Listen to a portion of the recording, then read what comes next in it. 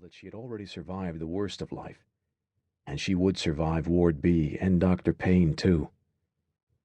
But she'd better get her hand off her neck before he decided she needed to talk about Killion again. Dr. Payne enjoyed her tragedy too much. She moved her hand away from her throat, and the scar went cold. She held the purple crayon by the fingers of both hands. For tonight's education group, Dr. Payne used his Moses parting the seas voice and took the empty seat next to her. He always sat next to her.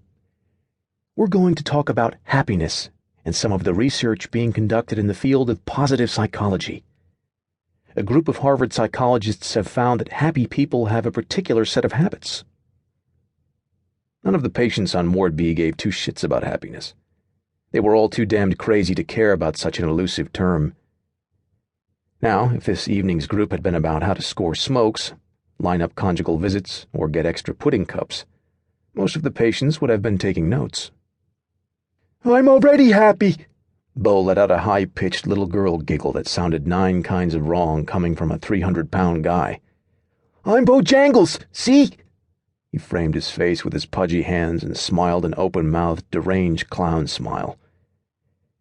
He called himself Bojangles, partly because of his chicken fixation, and mostly because the name sounded like a clown's name, and that's exactly what Bo thought he was, a clown.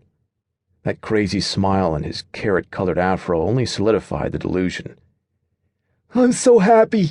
Bo swayed violently in his seat, bumping into her and knocking her into Dr. Payne, whose arm went around her, locking her against his hard body. He held her too hard and too wrong. The room fell away. Bo's shouting vanished. The only thing that existed was his horrible strength trapping her against him, and the urge, the almost uncontrollable urge, to scream. "Are you all right? If he hurts you—" Dr. Payne's breath fanned across her cheek, smelling of sweet tea in summer. He should be the one who smelled like rotting chicken. Her body went into rigor mortis. She couldn't move, or breathe, or think. Bo jumped to his feet and moved into the center of the circle. Dr. Payne let her go. What had felt like an eternity of being pinned against him had probably lasted only 2 seconds, since no one seemed to notice. "Let's be happy together," Bo hollered at the top of his volume range and began twirling like a morbidly obese ballerina. "Bojangles! Bojangles! Bojangles!" He sang his name at an ear-throbbing volume. Dr. Payne didn't move, didn't blink, just watched Bo with an expression of absolute indifference on his face. That was part of how Mercy had known he was a sociopath. He never reacted normally, and he didn't have the excuse of being pumped full of antipsychotics and sedatives like the rest of the group. He never seemed threatened, no matter the situation, probably because he was always the biggest threat in the room. Bo pirouetted to a stop in front of her. "Dance with me, baby doll!" He snatched her up against his flabby body and hurled them around. His rotten chicken stench assaulted her nose, but no matter how bad he stank, she wasn't scared of him. Bo would never intentionally hurt her or anyone else. He was like a mastiff pup.